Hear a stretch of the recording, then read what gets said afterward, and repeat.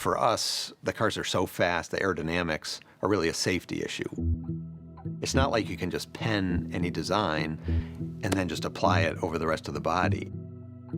So doing thumbnail sketches, early ideas, it helps us understand the lay of the land more or less, the opportunities that we have within the aerodynamics of this car.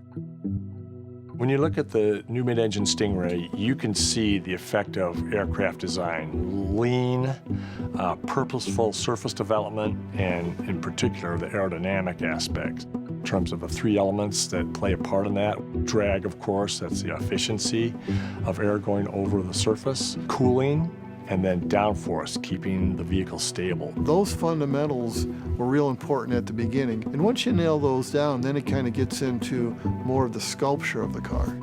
We see the car evolving, and we have this great process where it's part art, so hand sculpting clay, and part digital math-based design.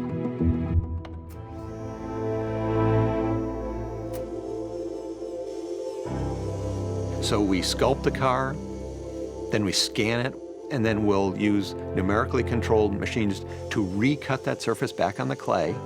You go back to the sculptors, and they go start finessing the car, change the surfaces, make them blend together the way you want.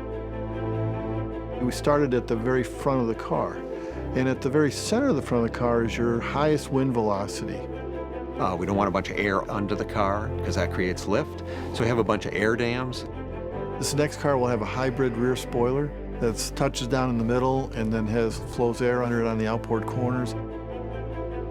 Developing the aerodynamics, there are things that we do so that we can see the cause and the effect. The Corvette has heat exchangers tucked away behind all of the openings.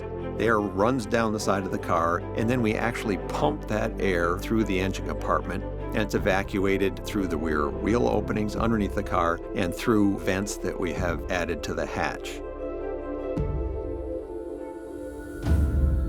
It doesn't look like there's any fat in the car at all. All the surfaces are pulled as taut as possible over the mechanicals underneath. And that gives the car a real dynamic energy, something that draws people to it visually. Everything is new about this car, and of course, for design, we want to leverage that. As we watch the car evolve, we see the themes coming out. We see the car move towards its production shape.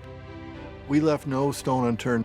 We were constantly asking ourselves, could we make something newer, better, more unique? It still had to have the feel and look and maintain the brand Corvette, but we had to do it in a new and unique way.